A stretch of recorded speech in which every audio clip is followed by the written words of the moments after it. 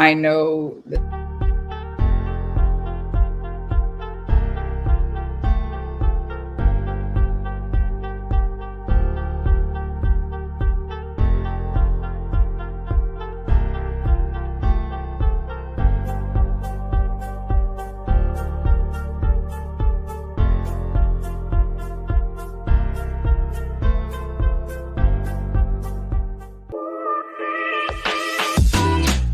Welcome to Dental Unscripted.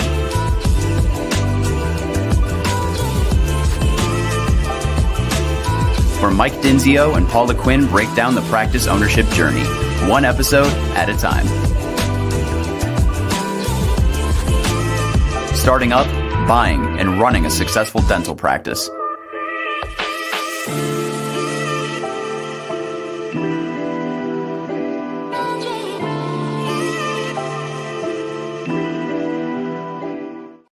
All right, guys. Welcome back to another episode of Dental Unscripted. We're keeping it hot today. This is our second episode live, so the socials are going to be annoyed of Michael and Paula's face today, but that's just how it's going to be. It's good to see you again, Paula. Nice to see you, and thanks for joining, as always. Good morning. Good morning. Today's all about culture. We're going to break culture down. I think culture's a great topic because lately I've been feeling like burnout, and I know burnout's kind of like a buzz thing. I mean, we've been talking about burnout since, I don't know, I feel like a couple years after COVID, everybody was burned out. I'd go to dental conferences and there'd be speakers on burned out. There was a lot of burnout stuff out there, and I feel like the better the culture you have, your culture and your stress a good culture can help you have less stress in a situation. But you're burned out. No, I'm not burned out. I thought you said you were. No, I'm not burned out. I have been burned out, but I'm not burned out. But I feel like if you have a great team and you have great culture, you're excited about going into work. You're not as stressed. You've got like-minded people around you, and you just can do, it's just better. If you have like not such a great culture, I think you can get burnt out quick. So I think it's a great topic. It's very relevant for this moment in time. And that's what we're going to break down today. Just a little housekeeping. If you're listening to this on Startup Unscripted or Dental Acquisition Unscripted, please join us on just the channel Dental Unscripted. It's our new channel. We're breaking down practice management stuff. We're still doing a ton of startup and acquisition stuff. Lots of different topics, but we're consolidating into one channel. So Dental Unscripted. Paula, when I talk about culture, even at Next Level or our clients, like, what do you think? Where does your head go? Because it's such a consultant thing to discuss. But I kind of want to just have a really real conversation about why it's important and the benefits of it, why it should be important to our listeners and clients. Well, you kind of just defined it, right? It's a difference of wanting to be at work and not wanting to be at work, or being around those you work with versus not. If there's not a good culture, a good vibe, a good feel, it's kind of like, we joke all the time in dentistry that we spend more time at work than we do home, and it's kind of our dental family. And if it doesn't feel good, or there's clicks and things like that, it can actually, ruin your mojo. Yeah. I mean, how do you even digest culture? Where do you even start in your mind to start fixing culture or to start paying attention to it?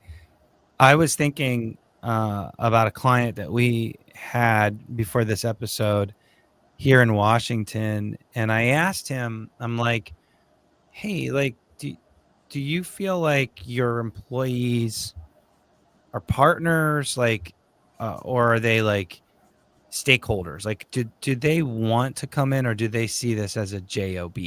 Right. And I felt like he had a decent culture, and he said they're all JOBers, and it made me sad because um, I felt like that office had good culture, and so like if Now you have no hope. yeah, so there's no hope. Exactly. No, I just feel like it's something that constantly needs nurture. Like you related it to a relationship. If you don't nurture your relationship, it's not gonna take off, right? And so where do you even start with culture in your mind? Because it's such a beast. It's such a beast. Well, I think just getting something here because it's where I would start. Ooh, what is that? Um, I think, one of the things we did recently was our core values. Oh, whipping out the blocks, the cubes. And I do think that if everyone doesn't understand the why behind the work, it's not going to build unity and accountability. So I think that really, I think you and I dove in, when we wanted to strengthen our culture, and we decided to really think about. You and I went to a little event, or not an event, but we worked with someone, and they had said that they implemented some stuff for us. And one of the things they said is, you should hire and fire to your core values, because if someone's not on the train, then it's somewhere along the line. I mean, it may not be direct sabotage, but it's going to sabotage what you're trying to do, because the passion, the care, the direction that you're trying to go, it's going to be hard if you're dragging somebody uphill or downhill or across the field, rather than them being a part of it and believing in what you're doing. So Yeah, no, I'm change. glad you brought up values, because I think that probably is the foundation of any culture. And values, we went through that and defined it. And what was really interesting is, like, if the owner of the business or leader, whatever you're doing, if you're a leader or an owner, if you're not super clear about your values and the things that are really important to your business, or what you're trying to do, then you can't really hold people accountable to that. So defining the values, what's going to guide your team, it, it that starts with that. And so Paula held up our cubes. If you're watching on YouTube, those were our values, and we defined them. And what was interesting, even within our business, is the minute you defined them, then you could quickly see, even within ourselves as the owners, or with the folks that help us do everything we do, you could quickly see, like, when we were out of alignment, just simply defining it, right? Mhm. So integrity, I know, is one of your favorite values that you brought to the table. And the minute it's on a cube or a poster or on your desktop background, and you see it every day, and you witness when someone's not being full of integrity, then it's an issue. And if someone consistently isn't doesn't have integrity, then to your point, might not be a good fit for the business. And so values, I think, are huge. I like that you said that. You start recognizing it. Like, you know what you want, but you allow things to happen. But once you define it and you live it, and constantly, like you said, remind, it starts eating away at you if it's missing in somebody or Yeah. something you're doing, for sure. Yeah, it just brings it right to the top, and it puts it right in front of you. And I think values is probably a great place to start. Um, the other thing is once you kind of have those values declared and identified and agreed upon, because we went through a whole exercise of getting our team to agree on the values, and they even came up with some themselves.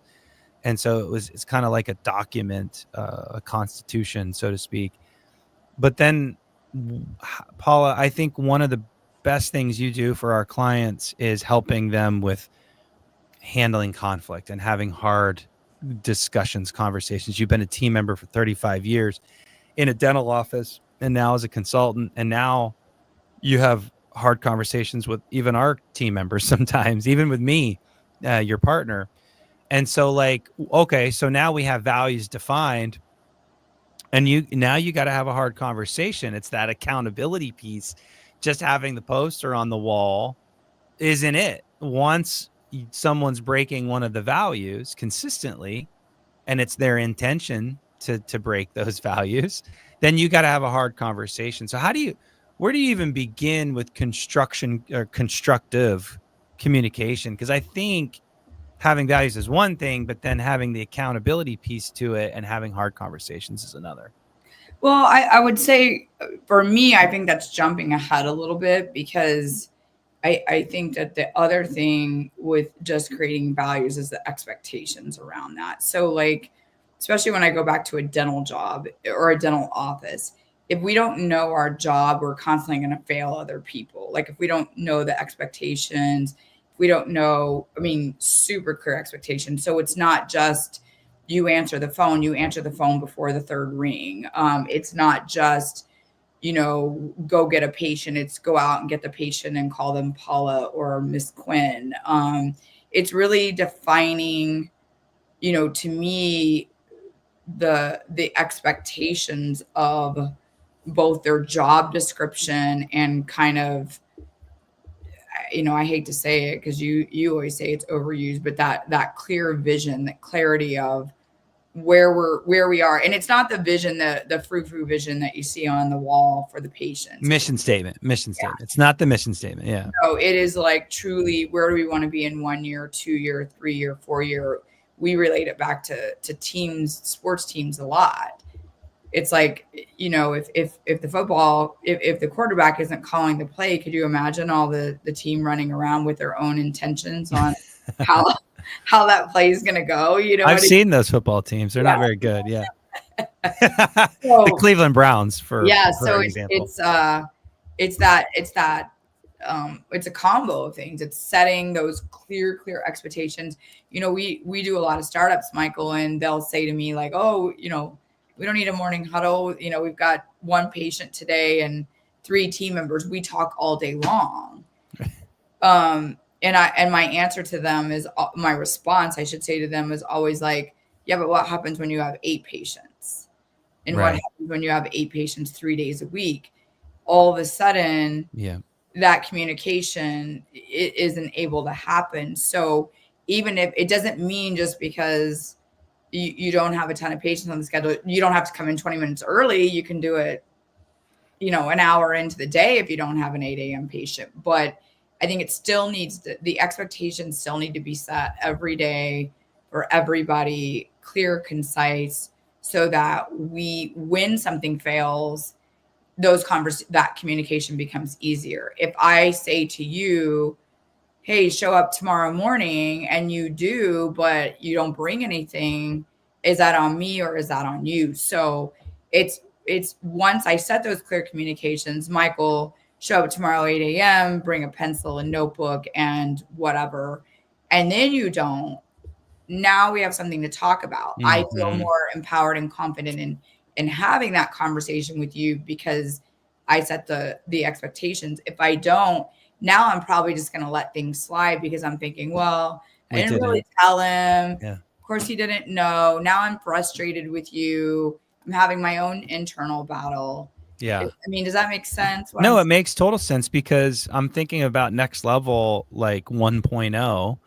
That might be an internal code word, but you're going to know what I'm talking about. When we first started and we grabbed folks to even work for next level, I don't know if we were really ready, but it made sense. And so we onboarded a coach or a few coaches, and we didn't set any expectations. It was just kind of like, hey, you know what consultant's all about. You've been doing it for years.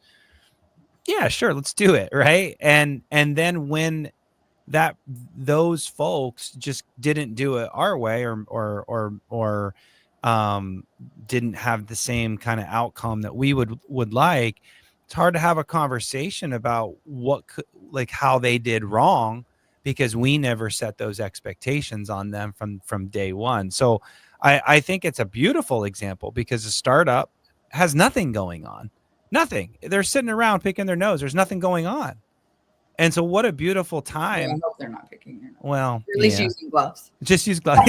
You beat me to it. Just that's a perfect time to establish all the agreements, expectations, and job descriptions. Yeah, even when you're acquiring a practice, right? It's like these folks, whether you're a startup, an acquisition, or even just general practice management, most of these folks have experience. Mm-hmm. They're going to bring their experience from another office, right? Or what they were taught from. Would you use Nancy Joe? Earlier. It doesn't mean it's horrible or wrong. It's just not the way that we want. And some docs don't even know. They don't know how the phone's being answered, and they'll walk out and it's like, good afternoon, hold please. You know what I mean? And that's the way they did it at the other office. And they've been doing it, you've owned this practice, and they may have been doing this for 5 or 10 years. You don't even know it till you hear it. And you're like, wait, is that how you're answering the phone? Yeah. Well, not always, and it's like, holy crap. So you want to just, whether you've owned for a long time and it starts today, whether you've acquired a practice and it starts today, or you're a startup, I think really honing in on your your vision, your core values, and then even deeper, just again, like those job descriptions. Job descriptions are, hey, you answer the phone, you answer emails, you do this, but it even gets, more nitty gritty and how and why. Mm-hmm. Yeah. I love that you said that. So we're covering in really broad strokes here, but I think these are really good things for every owner to go through. So we covered values, expectations, job descriptions, but then taking it one layer deeper, to Paula's point, is like, why are we doing these things? Because I think people treat their work, their jobs, as jobs until you explain to them what we're trying to do here and why. It makes it more of an owner mentality when I am training somebody at next level, for example, and I'm like, yeah, do this. And they're people pleasers. They're like, okay, yeah, I'll do that. I'll do that all day. That's no problem. Until you attach, well, we do this because the consequences of not doing it is this. And if that happens, then that and that and that and that happens, right? And now they're like, oh, like, this isn't just a duty now. Like, this affects, if I don't do this thing, it affects my team, my owners, my patient, whatever. Like, there's a consequence, a ripple effect of not doing that thing. And if they don't attach the why behind it, it just isn't as meaningful. It's just a job description, a job. Yeah. Okay, so now can we go to hard conversations? So I love that, Paula, and I'm glad you had to step back, because you do have to define it, and the leader has to drive it, and all of that needs to get written out. Is that what you would suggest, Paula, is writing all this out and then kind of having all that as part of like an onboarding process, or at least a conversation? How would you implement values and expectations and agreements? And we do agreements in offices all the time. Like, how would you do that? Yeah, I mean, like, if you're starting today, it's almost like, a check-in. You could either do it in a team meeting, you could do a one-on-one, but I think it's, maybe even falling on your sword, like, hey, maybe I didn't do this right from the beginning. I was a new owner, or hey, I've been doing this so long and you're new to the team, or, and I think it's just like, first, obviously getting clear yourself, and then doing that. It's both through, to me, like I said, explaining your core value and your vision, and then, yeah, absolutely, job descriptions. I think everyone needs one. I think we crave, how can we please others? What can we do to help? What can we do to make it happy? And how do I know if I'm doing a good job? And so I think, the job description and the measurables behind it. At what point do I know that this is satisfying to you? So, Mhm. I'm just trying to think, like, scheduling to goal. If I know, if I put $5,000 a day on the schedule, or 3,000, I did a good job. Otherwise, I'm just scheduling.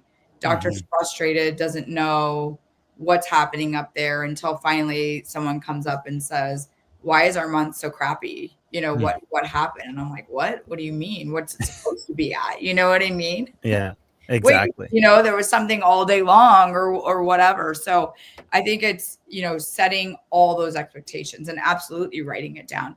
And we get nitty gritty, when we do it, even to breaking up time management, because it's, if you're spending from 8 to 9 in the morning, or 8 to 10 in the morning, trying to get all your confirmations done, Mhm. it sets you up for success for the next day. Mhm. Then you 10 to 12, you're whatever. And then, and sure, you're going to get kidnapped. The whirlwind of the day is going to kidnap you, but hey, I've got to get this done before 10.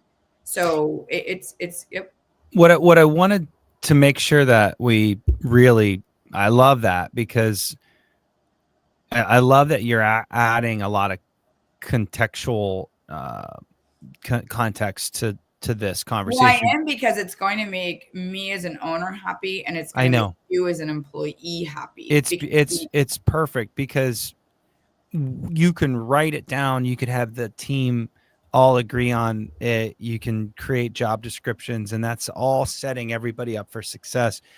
But you took it to another level. So instead of the bullet point on your front, I'll make this very tangible. Instead of on the job description, you have schedule to goal, a bullet point to the front office person, right? So you're Mhm. hiring a front office person, and part of the job description might say schedule and fill the schedule. That's the task. What Paula just said is, instead of saying that, it should say schedule to a 5,000 per day goal. It's very specific. It's not just kind of, yeah, I got to schedule. Build a No, schedule. it's, fill the schedule. No, it's fill the schedule to 5,000 per day. And it's the more granular and the more results driven you can get your team aligned on, the more success that you'll have, the happier the owner will be, and you create that owner mentality. So I love that. So the first part of this whole conversation was really just getting it documented, getting it super clear, understanding what you're trying to get out of your team, what's important to you as the owner, so on and so forth, and just getting it down and being super clear. Then I guess the next part is if you have done all of that, then you get to have some accountability. But too many times our clients want to have accountability conversations, and they haven't done that whole front end of this episode. There's gonna be a culture breakdown without clarity. That's just, it's gonna happen. Yeah, And exactly. then, to your point, now how do I have that conversation? And I can't put somebody's feet to the fire That's right. if they don't have clarity. It's kind of on me. Communication starts with me, and with you, whoever you is, and trickles down from there. So Yes. now I feel as an owner, or even as a teammate, that I can now go and have what would normally be an uncomfortable conversation. It's never going to be fully comfortable, but I can feel confident. It's just like we teach cancellation and no-show policies all the time. If we're writing it, we're walking the walk, everyone's speaking the language. It's super transparent to our patients. It's a lot easier conversation to say you owe me money than if it's somewhere hidden in our office policy. I've never reminded anyone. It's not in our text. It's not. Now I feel bad for the patient. I'm like, I don't want to Mhm. charge this patient. Like, they didn't know, or maybe we didn't make it clear enough. Maybe we should give them a couple chances. It's that same thing. But when you have confidence that you've done everything in your power to have clarity, clear communication, define the things, the why, the how. Now it's like, hey, you're just messing with me now, right? Or Yeah, you exactly. forgot, which is fine if you forgot, but I can feel confident in reminding you, hey, Okay. remember when we talked about that? What's going on here? Yeah. I think that's great. I, I I'm thinking like there's a lot of conflict that happens within an office. I don't know how to say this in another way, but there's a lot of ladies and some can be some drama at times. I know I'm not supposed to say And that, but it's true, right? And so you just like you said in the beginning of this episode, it's family, right? And things happen, and I think a huge part of culture is having great communication, um, having safety within an office. So it's not just having hard conversations about what you did or didn't do, but it's probably also about how to break down upsets and it, you know, does anything like that trigger you with wait, say that. Can you say that again? upsets, having upsets? It just there's a lot of upsets that happen in a dental office, as you know, and it's how you handle those upsets that can really bond um, folks together. I know personally when I've had hard conversations with clients and team members, my relationship usually elevates after that Mhm. conversation. I have absolutely have had situations where I haven't handled it right. And guess what? That's not a great, I lost an opportunity. And Yeah. I think that culture, I think you can create as the owner an environment where open communication and healthy conflict resolution can make an office thrive or struggle. Mhm. I mean, I'm sure you've felt that in dental offices your entire career, Paula. Yeah, and I think all those things lead up to that. All those things lead up to that. And you even mentioned safety. Safety's another. So if you think about it, clear expectations, you know, clarity on where we're going, all of this stuff, safety and communication. I think we feel supported. We understand the expectations, which is going to create high performing cultures. And if you feel confident in going to your teammate and you feel safety in your teammate coming to you, especially if you go with the intent, we always say with one problem come with three solutions. If your intent when you go to someone is to fix, uh have a better outcome and move forward in a constructive way, and not assume that the other person had good intentions too, that they may not have been aware. When you attack somebody, no matter what, they're going to be defensive. I think everybody comes out punching when. So there's two things that are happening there. Either the person being talked to doesn't feel safe with you, or you came at them in an aggressive way. Because if you come with the intent to fix, you're assuming, hey, what's going on? This is so unlike you. Mm, You're usually really good at whatever, putting your tray away. We always use the tray. That's always the fun. The hygienist leaving the tray in the sterilization room is always the fun topic. Um, if we have all that going for us, if you come to me and say, hey, what happened to that? Why was that tray left in there at lunch? I'm gonna be like, oh my gosh, I'm so sorry. I totally forgot. If you mhm, come at me and say, you always do this, and especially if I don't always do it, guess what's coming back at you? yeah, So yeah, I yeah, think yeah. it goes on both people. I think I have to have safety with the person that's coming at me, which means our communication is in the past hasn't been them coming and attacking me. There's safety there. And then I think it's that person still, even if there's trust and safety, has to come with the intent to want to fix something and not accusatory. I think that communication will always thrive. I think that's a really hard thing to do. Let's be honest, is being Mhm. that bigger person, and the leader and the owner has to be that. Like as the owner, as the leader, we have to step back, take a deep breath, and try to understand first. And if you do that consistently within your organization or whatever you're doing as a leader or owner, people will feel safe with you. And if you can create an environment where people feel safe, holy crap. Like, if everybody feels safe in your organization, then you can go right up to that person and say, yo, you're not being good. You're not doing the best you can. You're not treating patients the way I know you can. And there's safety there.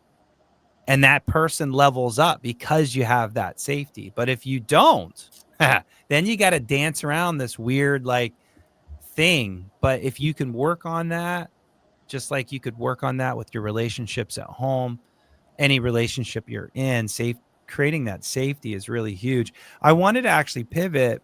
Well, I wanted to say one more Oh, thing. So where are okay, you please. pivoting to? Where are Well, you? I was gonna pivot to having a clarity about what we're trying to do as far as like results and goals, because I think that also glues culture. But let's not move on unless you have something else to Well, do there. I was gonna say the how behind it, and I think the how, you know, we started with the how, but I think the last piece is investing in your team. You know, it's not even just investing money, investing in coaches. It's also investing time. So I mentioned earlier about those check-ins. I think having the one-on-ones, I think celebrating big and small wins. I think recognition. We do a workshop where we discuss recognition. We do actually a lot of workshops on, you know, I think team culture. We like sprinkle those in, and I think it's super important. The morning huddle helps. The team meetings help. The check-ins help. The evaluations help. Recognition, celebrating, you know, when someone has a win. Sometimes I even implement what I call the kudos box, you know, just recognizing even each other as teammates. So I just don't think you can underestimate the power of, you know, recognizing something good that somebody did, or just how the team won, even with a great review of like, you know, that's a privilege when a patient stops and leaves us a review. It takes time. And so celebrating those wins with your team, you know, no matter how big or how small, I think is important. Well, you talked about like all those workshops that we do, and I'm glad you did. The clients, Paula, I want you to think. I have some examples. If you have some too, let's have them. But oh, yes, you do. I'm thinking about the offices that embody culture and culture matters. They just do better. It's a fact. Like and it's not just better. It's like they're on another level.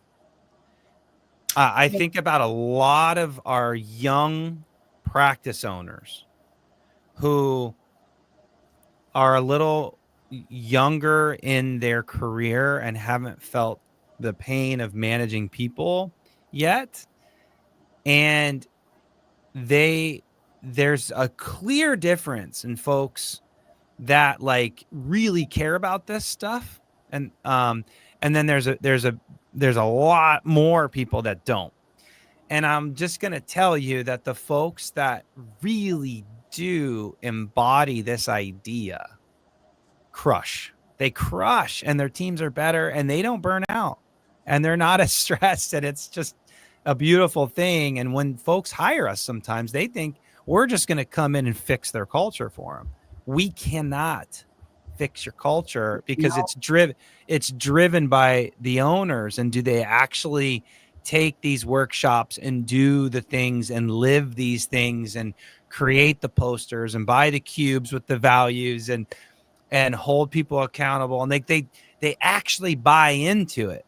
If you're just doing the culture things once a year at your retreat, you don't have good culture, and you're not going to have the huge wins that Paul and I are talking about. Well, think about your family, right? Like, I mean, when you have kids, really appreciate very much. I mean, that's just kids. They're not there yet maturity wise. But imagine walking into your home every day after work and your kids and your significant, everyone just like, you're the greatest. Everything's great. You know, you would be like, I love coming home, right? Or Right. I hate leaving. This is so good. People walk into your house and they're like, holy crap, I want to go there every Friday night. Like, think about that dynamic. I mean, that's a little bit of, you know, wishful thinking, exaggeration there. But Yeah.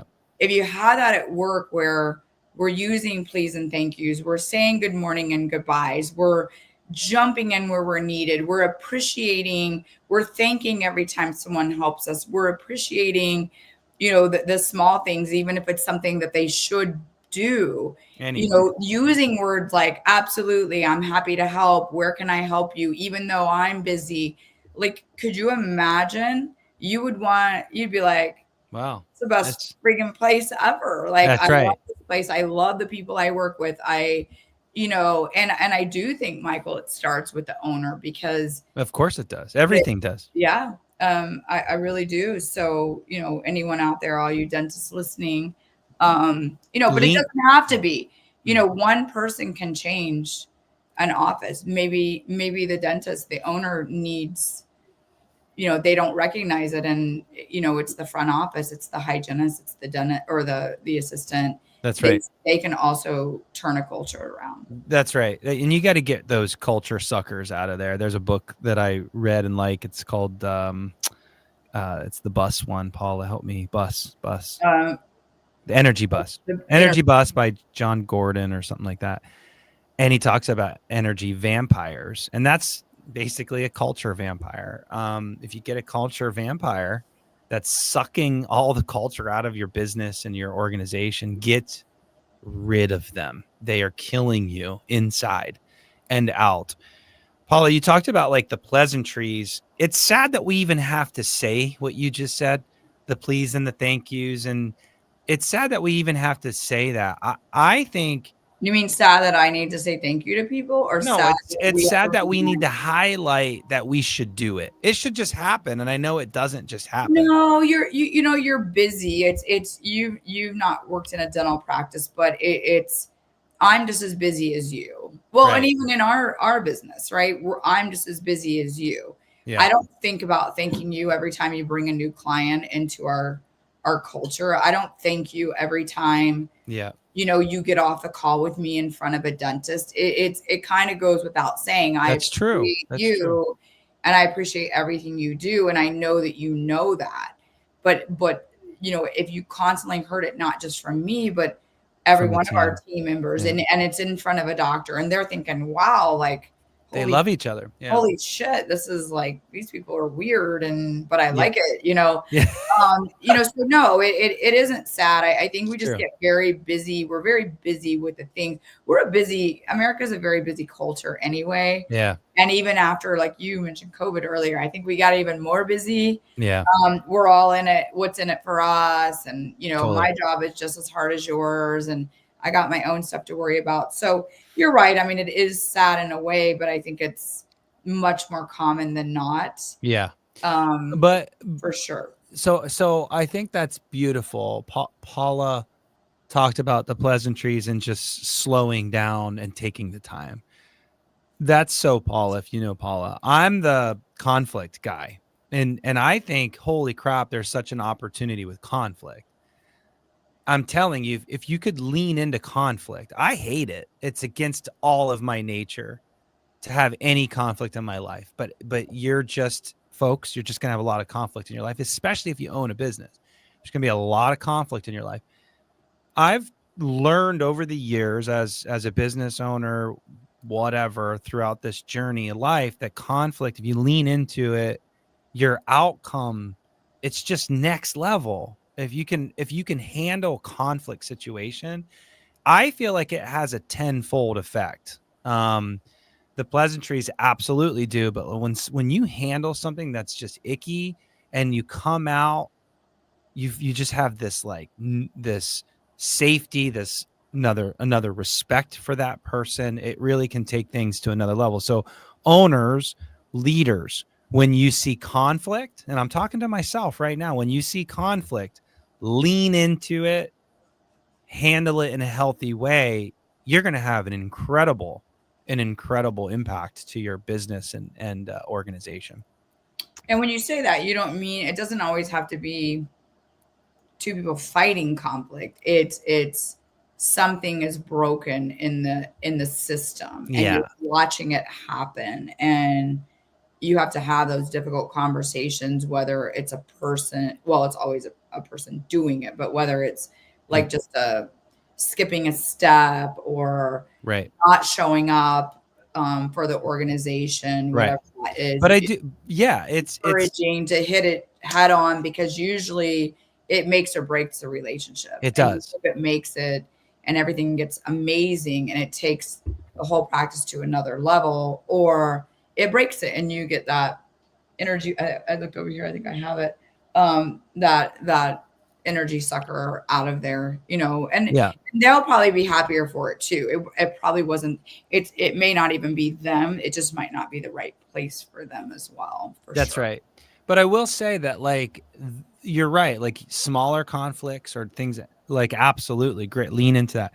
But the bigger the issue, people screaming, contention, ugly stuff, like the bigger the issue, the bigger the conflict, the better the opportunity. If you could lean into opportunity like that. I'm talking to my younger self. I've had business partners and friends over the years that's like, oh, don't pull a Denzio. And I'm like, what's that mean? Like, what did I do before where I burned some bridges and stuff? Right. And I look at my younger self and say, shit, I could have handled that way better. And maybe that would have been a relationship that would be like so fruitful had I handled that. So, but instead I was a hothead about it. I had my opinion. I didn't understand their opinion, their perspective.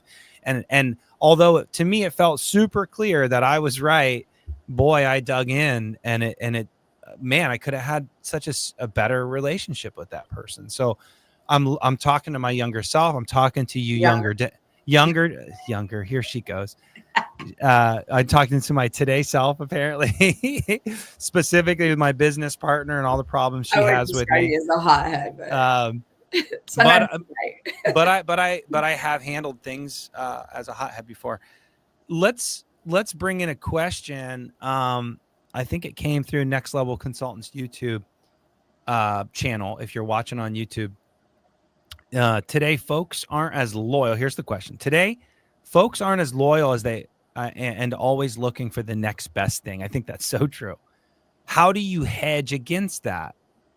And it's such a good question because I think loyalty feels sometimes like it's dying. Although I look at some of our team members and I don't think we could have more loyal team members today. And I'm not patting me and you on the back too hard, but a little bit. And I think it's everything that we talked about today that's led up to this moment. And I didn't even know some of those things we were doing in the beginning. Now we've defined them on this show and books that we've read and trainings that we've had, consultants that we've brought into our own business. And we did that. We didn't do it. We didn't know we were doing that, but we did that. And I think creating safety to me, safety is probably one of the biggest things that I feel like our employees feel, and therefore they are loyal because they know they can screw up and they're not going to get fired. I don't know, Paula, how would you answer that? How would you hedge against not being, or how would you hedge against having employees that aren't loyal to your organization? Well, I would agree with you. All the things we said, 100% for sure. It's very rare do you find super strong cultures. Docs feel like they have it because usually nobody's communicating and talking. We're all just doing our job, treating it like a job. So, when you start, sometimes the more you start digging in, the more you realize that there's actual problems. Sometimes there's no problems until we walk in, and then because the employees feel safe, in the dental practices talking to us about issues that are having, and the dentist or the owner didn't even know it. So just because you don't have rifts in your culture doesn't mean that there's not a culture issue. So, just be aware of that. But I think a couple things, I'm not going to leave this. So, just frou. I want to answer this in a way that I feel that could get some substance. And I think you got to dig in and find what's most important to your employees, how they feel recognized, and what can you do. And so sometimes an incentive program, people want to know that they're appreciated, and everybody feels appreciated in a different way. So the loyalty, I feel like, comes from I don't feel appreciated. One of the workshops we do is, people don't typically leave for money. They leave for feeling unappreciated. Mm-hmm. And appreciation is shown in so many different ways to different people, or I should say they receive it. And so I would dig in and really find out what kind of recognition or appreciation that your team members need. And I do think making them part owners in the practice. And I don't mean sell off your portions of the practice, but I think instead of bonus systems, profit sharing opportunities, hey, if the practice does better, you get to reap the rewards. I mean, what better way, if it's not just your income, it's my income too. And That's so right. when that patient cancels, or we don't have that $5,000 day, I don't win either. And so I Yeah. think when we're all in it together. And then the second thing I would say is, um, sweep the floor. Isn't that a book I or don't know. or a motivational speaker? Get in there and sweep the floor with them. No one is above anybody. And when the doctor, when the dentist, when the owner takes off right at 4 o'clock every day, and the whole team, you know, is stuck doing things. I'm not saying you've got to, get on the floor and clean the operatories too, but I think showing that you're willing, to jump in when times are tough, speaks volumes for team members as well. I think that they appreciate that. And then we talk about it all the time, and one of my teammates or one of our employees has said this, there's nothing worse than owners entertaining bad behavior. And so when you're allowing somebody to run amok, everyone's sitting here thinking, I'm sitting here, practically a star employee doing everything you've ever asked of me. And this person gets to show up late, leave early, uh, not do instruments, whatever. You know what I mean? So I think those things, Yeah. but there is no easy answer. Well, I love that you said that, because someone made a comment. This is like Oh, the busiest, like, I'm watching kind of some of the threads on Facebook and stuff, and we've got the most watches, we've got interaction going. it's culture. I know this is getting weird, I but like it. what you said is exactly what Miss Burnett's saying, is that some of the less experienced staff members may not have learned these skills anywhere.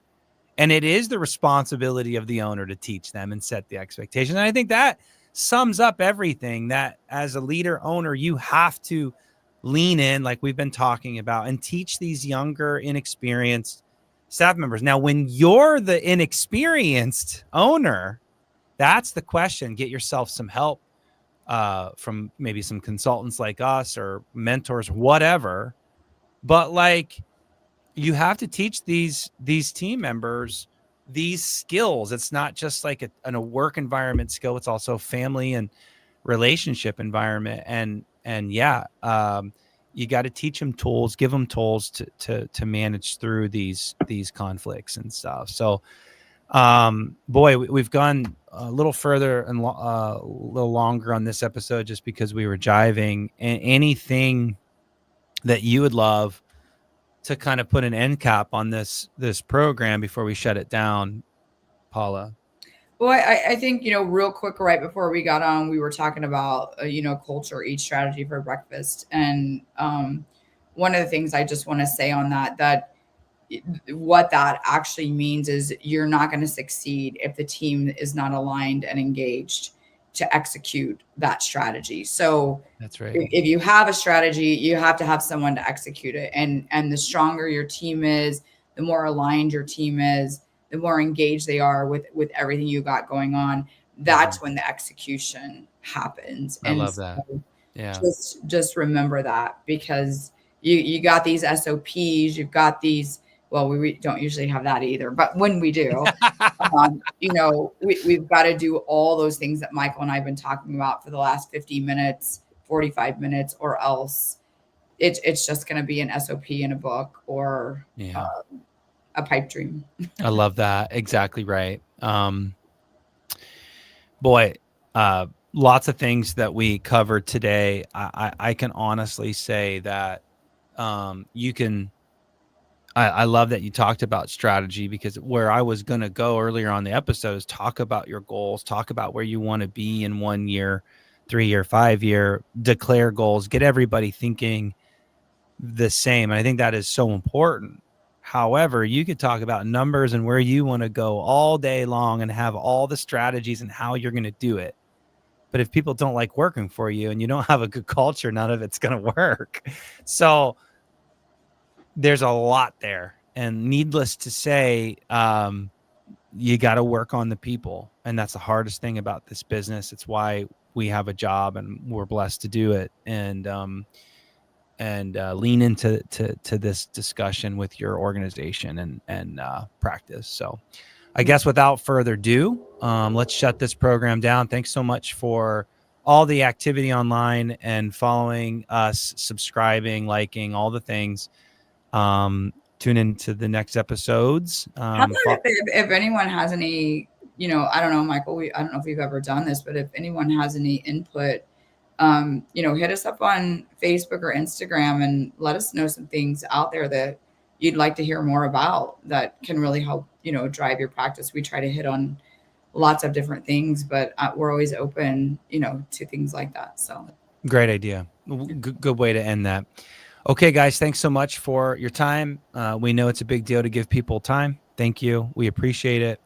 Until the next episode, we'll see you later. Bye.